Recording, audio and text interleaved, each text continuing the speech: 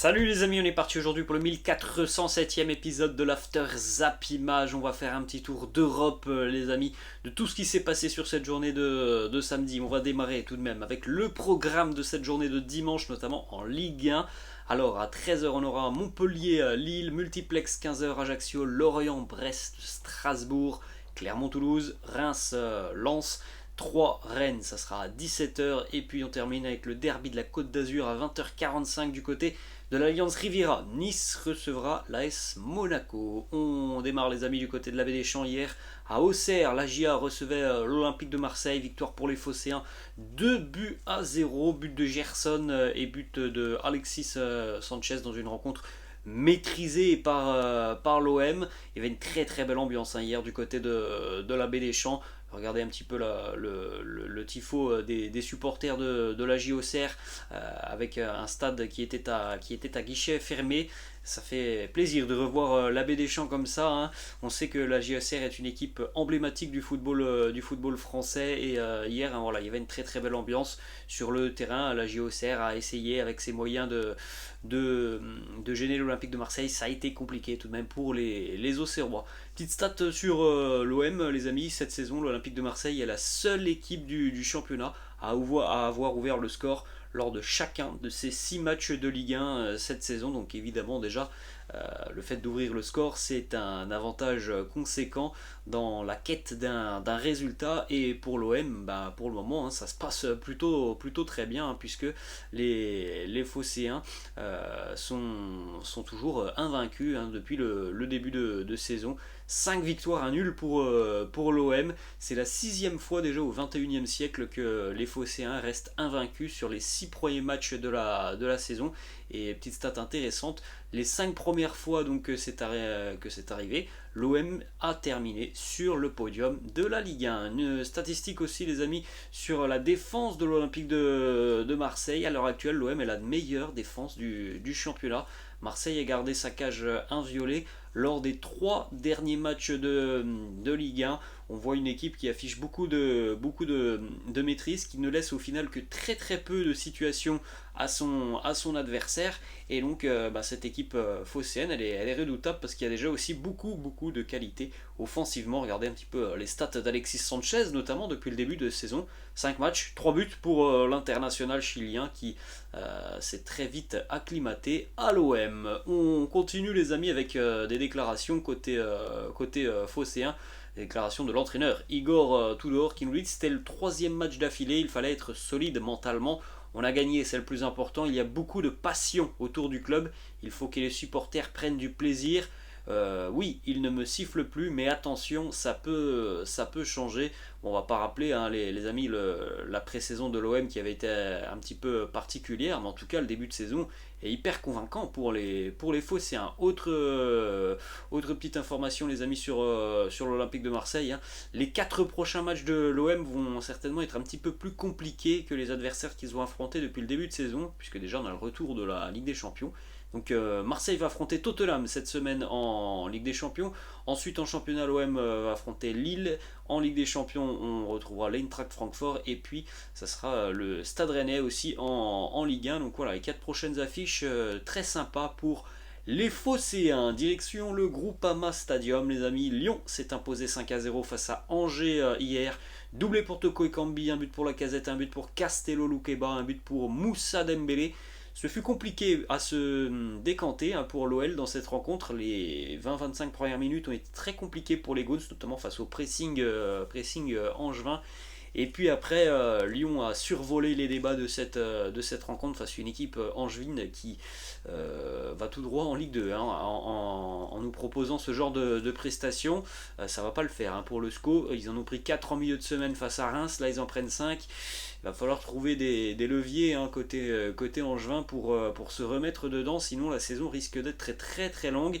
Début de saison quasi parfait pour l'OL hein, qui en est donc à 5 matchs, 4 victoires, 1 nul. On rappelle que l'OL jouera son match en retard mercredi du côté de Lorient. Et puis comme vous pouvez le constater, hein, Ajaccio 3, Reims, Auxerre, Angers. Donc on va pas se mentir les amis, les Gaunes ils ont affronté des équipes qui vont jouer pour leur maintien. À mon avis, là, dans cette liste dont on vient qu'on vient de citer, je ne suis pas sûr qu'on aura une équipe qui va terminer dans les 13 premières places. À mon avis, là, les 5 vont être dans le dernier wagon, mais en tout cas c'est positif parce que c'est face à ce genre d'équipe que l'OL perdait des points habituellement. Petite stat, donc 13 points pour l'OL en ce début de saison. Ça n'était plus arrivé aux Gaunes depuis 2012-2013, donc ça montre aussi que voilà, pour le moment du côté de l'OL, tout se passe plutôt bien. On n'a pas encore affronté les plus grosses écuries du championnat, mais en tout cas les points ont été pris par l'OL et on doit le dire aussi, face à Auxerre en milieu de semaine et face à Angers hier sur une grande partie du match, on a vu de bonnes choses côté lyonnais. Déclaration de Peter Bosz qui nous dit une performance collective de très très haut niveau. Il a rajouté d'ailleurs en conférence de presse que malgré cette performance de très haut niveau, il avait trouvé que la première mi-temps, notamment la première demi-heure, était assez compliquée pour les Gaunes. Il avait été surpris par cette équipe d'Angers et il a d'ailleurs trouvé que c'était assez flatteur que les Gaunes soient devant à la mi-temps, mais après sur la seconde mi-temps, notamment physiquement, les Angevins n'ont pas tenu et c'est vrai que la qualité offensive des Lyonnais, elle a parlé. Une déclat de Corentin Tolisso qui nous dit je me sens bien, on essaye d'établir une stratégie pour que je puisse enchaîner. Après, si je peux enchaîner dès mercredi, eh bien, il ne faut pas que j'aille trop vite, il faut que je me focalise sur la récupération. À voir pour Corentin Tolisso, on connaît la fragilité du joueur, ne surtout pas risquer une rechute, donc voilà, pas sûr que mercredi face à Lorient il puisse jouer cette rencontre. On poursuit les amis du côté de la Beaujoire où le FC Nantes a été battu hier par le Paris Saint-Germain 3-0. Doublé pour Mbappé côté parisien, un but de Nuno Mendes aussi. Carton rouge pour le FC Nantes de Fabio à la 24e minute. Les Nantais qui ont été valeureux tout de même sur cette rencontre. Jouer plus d'une heure à 10 contre 11 face au PSG et au final ne perdre cette rencontre que 3 buts à 0. Bon, les Nantais ont tout de même essayé par tous les moyens de contenir les assauts parisiens et le PSG était évidemment très largement au-dessus des débats dans cette rencontre. Regardez tout de même un peu les stats, 19 tirs à 10 pour le PSG, 7 tirs cadrés à 1 pour les Parisiens. Le PSG qui en est donc à 24 buts inscrits après ses 6 premiers matchs cette saison en Ligue 1. C'est un record de buts inscrits tout simplement par une équipe des 5 grands championnats au 21e siècle. Ça n'est jamais arrivé. 24 buts après 6 journées de championnat. Regardez un petit peu aussi la forme de Kylian Mbappé qui, on rappelle, les amis, avait tout de même raté le début de saison avec le Paris Saint-Germain. Ça va très bien pour Kylian, auteur d'un doublé hier face au FC Nantes. Ça fait déjà 7 buts pour Mbappé en Ligue 1 avec 142 réalisations. Il est devenu aussi hier le meilleur buteur du millénaire en Ligue 1, donc meilleur buteur du 21e siècle. Il a dépassé officiellement Pedro Miguel Poletta et ses 141 buts. En ce qui concerne Lionel Messi, encore une fois, Léo Messi a été intéressant hier. C'était vraiment un très gros match pour Messi. Il aurait peut-être mérité de marquer un but. En tout cas, il a de nouveau délivré des passes décisives. Regardez la forme de Léo Messi depuis le début de saison, très régulièrement décisif. Léo, 2 passes D hier face à Nantes, c'était déjà 2 passes D en milieu de semaine face à Toulouse. Regardez cette statistique les amis sur les joueurs les plus rapides à atteindre 20 passes D en Ligue 1. Depuis qu'Opta analyse la compétition, Lionel Messi est deuxième dans ce classement, le premier à avoir atteint la barre des 20 passes D depuis 2006-2007. C'est André Di Maria qui l'avait fait en 31 matchs. Lionel Messi l'a fait en 32 matchs. On a tout de même une mauvaise nouvelle côté parisien hier, c'est la sortie sur blessure de Vitinha. Christophe Galtier qui nous dit il n'y a pas de torsion, pas de risque ligamentaire, la Juve arrive rapidement. On va faire en sorte de bien le rétablir, on va voir ses sensations, autrement on fera avec quelqu'un d'autre. bon, on avait tout de même l'impression que c'était assez sérieux pour Vitinha. Ça peut être voilà, le premier pépin physique, on va dire, gros pépin physique de la saison parisienne pour un joueur qui est arrivé il y a 2 mois et qui a déjà montré à quel point il pouvait être important pour le Paris Saint-Germain. Donc voilà, on pourrait avoir une absence de Vitinha face à la Juventus. Ensuite, en ce qui concerne le turnover, on sait les amis, Mbappé, Messi et Neymar n'ont pas forcément l'habitude d'être remplacés. On a donc cette déclaration de Christophe Galtier qui répond aux journalistes: vous dites que tout ça est nouveau, mais c'est une obligation par rapport au calendrier hyper chargé pour tout le monde. On joue énormément tous les 3 jours, puis tous les 4 jours. Il faut que tout le monde comprenne qu'ils ne pourront pas jouer tous les matchs de 95 minutes. J'en ai déjà parlé, une première fois avec les uns et les autres, la seconde avec tout le groupe pour leur dire que ça allait être comme ça et qu'il fallait avoir la bonne attitude et aussi valoriser l'entrée des partenaires. Hier on a vu voilà, un Neymar qui n'a absolument pas bronché du fait d'être sur le banc. Il était d'ailleurs très souriant lorsqu'il a remplacé Kylian Mbappé.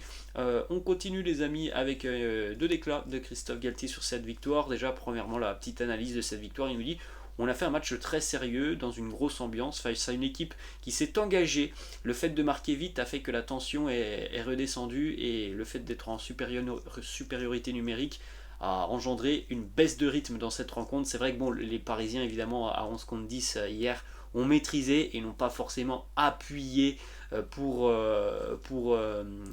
tout simplement mettre à terre les Nantais. Voilà, le PSG a quand même géré cette rencontre. Il nous dit: cela m'a permis de faire ce que je voulais en termes de gestion du temps de jeu à 85-90%. C'est une victoire importante car les concurrents gagnent. C'est toujours bien à quelques jours de notre entrée en Ligue des Champions. Il a jugé aussi le début de saison parisien. Christophe Galtier nous dit: on fait un bon parcours, on marque des buts, c'est cohérent dans le jeu, l'état d'esprit des joueurs est très bon, ils affichent une grosse envie d'être connectés sur le terrain. La Ligue des Champions, ça sera un autre niveau. Ce sera un match différent face à la Juve que j'ai regardé face à la Fiorentina cet après-midi. Et pour nous aussi, par rapport à ce que l'on a vécu samedi soir, la Juventus a l'habitude de jouer cette compétition. On devra faire beaucoup d'efforts, rester bien compact défensivement, même si on voudra marquer des buts.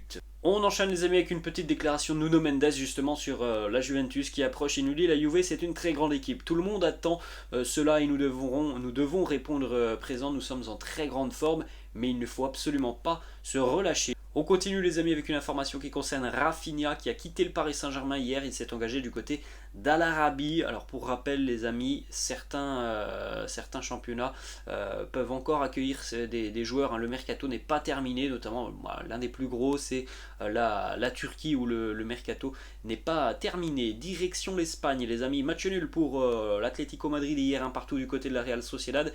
Oumar Sadik qui est arrivé il y a 2 jours du côté de la Real Sociedad, le remplaçant d'Alexander Isak qui a marqué. Morata avait marqué côté Colchoneros. À noter qu'Antoine Griezmann a de nouveau joué moins d'une demi-heure. Le Barça a fait forte impression hier au Sanchez Pizjuán. Le Barça s'impose 3-0 du côté de Séville. But de Rafinha, Lewandowski et Eric Garcia. À noter 2 passes décisives aussi pour Jules Koundé.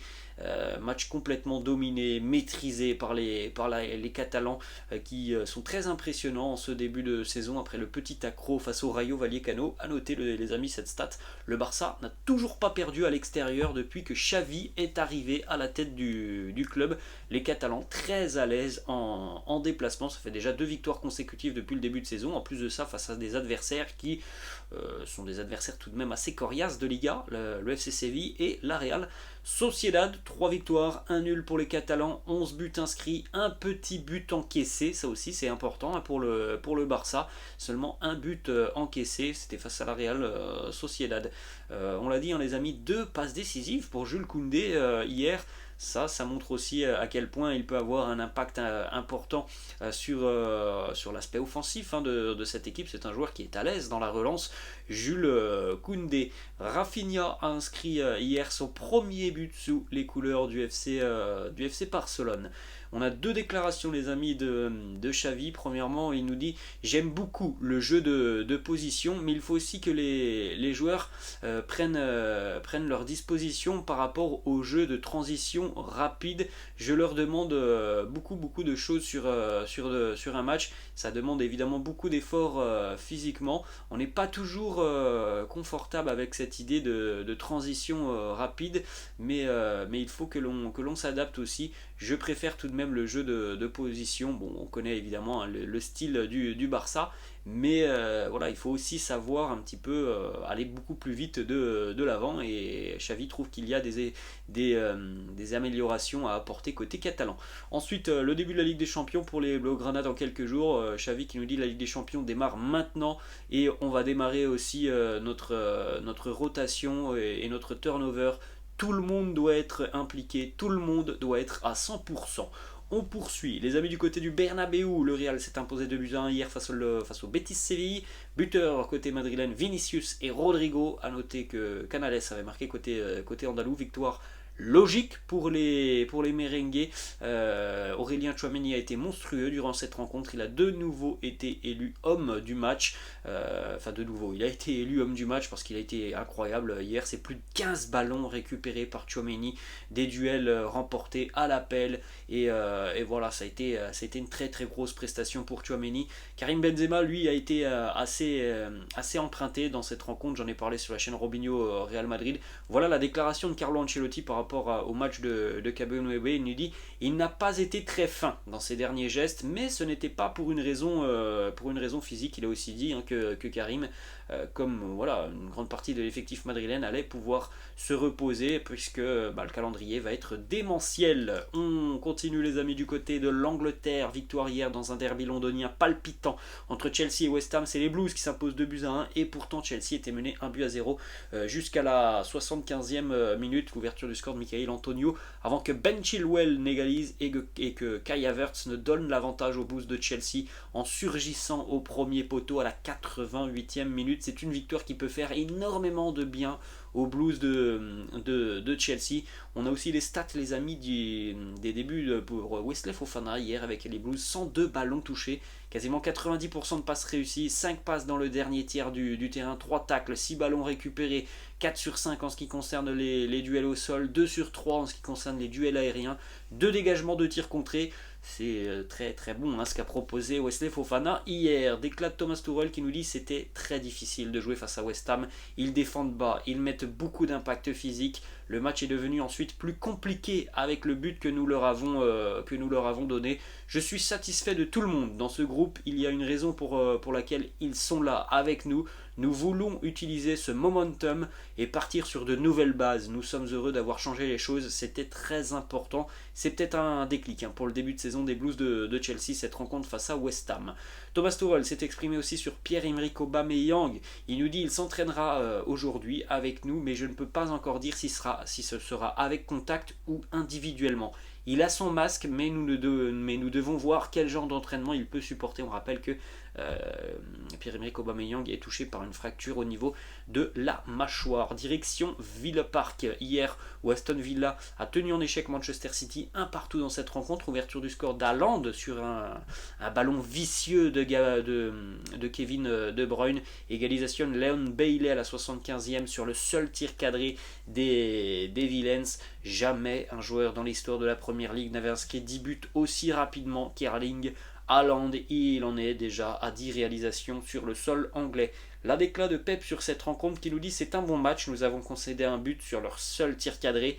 Nous n'avons pas été précis dans les derniers mètres et dans les choses simples, surtout en première période. Nous avons les occasions d'inscrire un deuxième but quand nous contrôlions le match, mais ça n'a pas suffi. On poursuit les amis, on va du côté de Londres, derby londonien entre Tottenham et Fulham, victoire pour les Spurs 2-1. Pierre-Emile Højbjerg, nouveau but pour Harry Kane et nouveau but aussi pour Fulham du côté pour Alexander Mitrovic. Le début de saison des Spurs est très très très intéressant. Antonio Conte aussi très satisfait de Richarlison. Il nous dit Richie c'est un joueur fort, vous le sentez quand vous êtes sur le terrain, vous sentez sa personnalité, c'est un guerrier, un combattant. Nous avons besoin de ce type de joueurs. Les stats pour Harry Kane qui est donc désormais officiellement le 3e meilleur buteur de l'histoire de la Première Ligue derrière Alan Shearer et ses 260 buts, et pas très loin maintenant à 20 buts de Wayne Rooney. Ça fait 180 28 buts pour Harry Kane en PL. Le derby de Liverpool hier, 0-0 entre les Toffees et les Reds. Gros manque d'efficacité pour les Reds de Liverpool sur cette rencontre qui pourtant a été assez agréable. Il y a eu beaucoup de situations, mais gros manque d'efficacité. Et encore une fois, une prestation très moyenne de Darwin Núñez sur laquelle on a tout de même beaucoup misé côté Reds.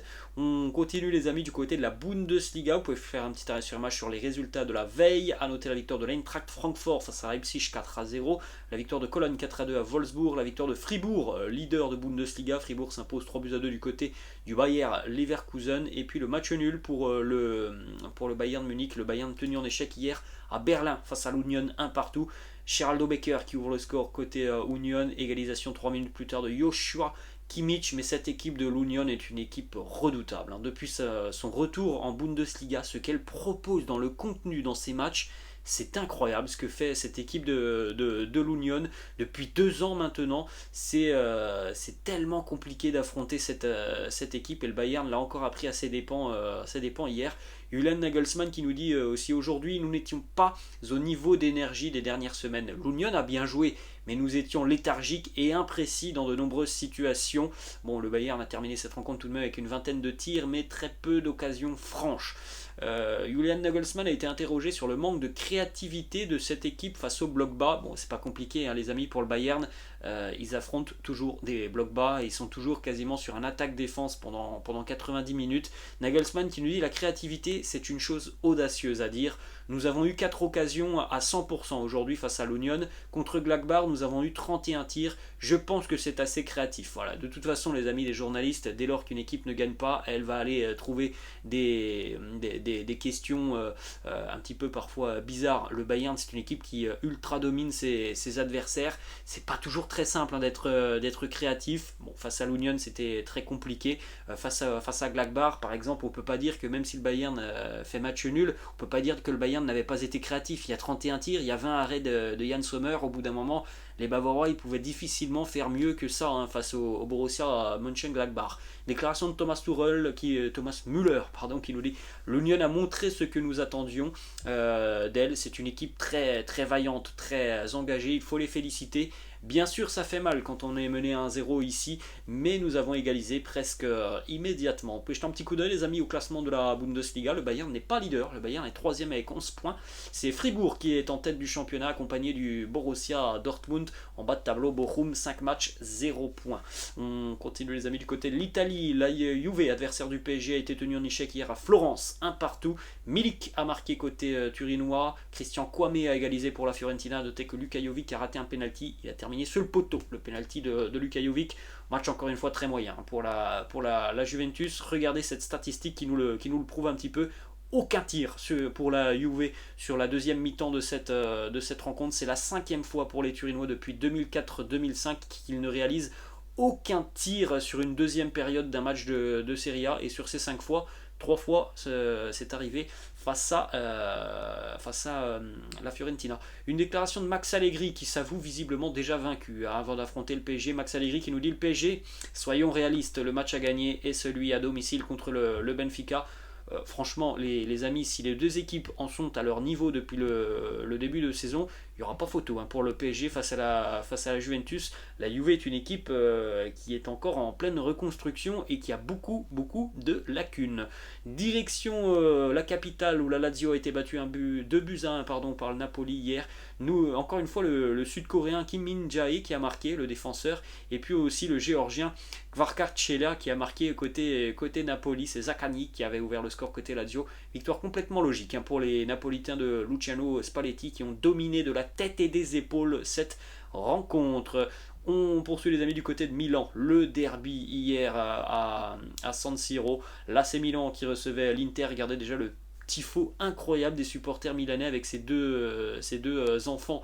L'un porte le maillot du Milan et est très très fier avec les bras croisés. L'autre porte le maillot de l'Inter et est en train de pleurer après le titre des Milanais. La saison passée, match incroyable d'une intensité folle avec de nombreuses occasions. L'AC Milan s'est imposé 3-2 dans cette rencontre. Doublé pour les AO, un but pour Giroud, côté interiste Brozovic et Dzeko. Au total, sur cette rencontre, les amis, hein, le spectacle était présent. 36 tirs sur cette rencontre hier entre Milan et l'Inter. C'est le troisième ratio le plus important sur un derby milanais depuis 2004-2005. Troisième ratio, donc on a eu une pléthore d'occasions hier du côté du stade milanais. Raphaël Leao était monstrueux sur cette rencontre. 2 buts, une passe D. Olivier Giroud aussi a été impressionnant. 1 but, une passe décisive.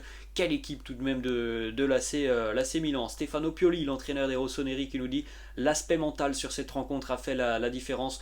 On a tout donné, tout ce que l'on avait, mais mes joueurs ont très bien compris le jeu sur cette rencontre. L'Inter nous a laissé des espaces. Ils étaient bons sur leur situation offensive, mais on savait comment contrôler cette rencontre. C'était un aspect très important de ce match. La petite story Instagram de Raphaël Leao, regardez un petit peu ce qu'il a laissé sur ses réseaux sociaux. Milano, it's fucking red. Encore une fois, l'AC Milan qui a tenu la dragée haute à l'Inter, et ces duels sont de plus en plus passionnants depuis quelques années.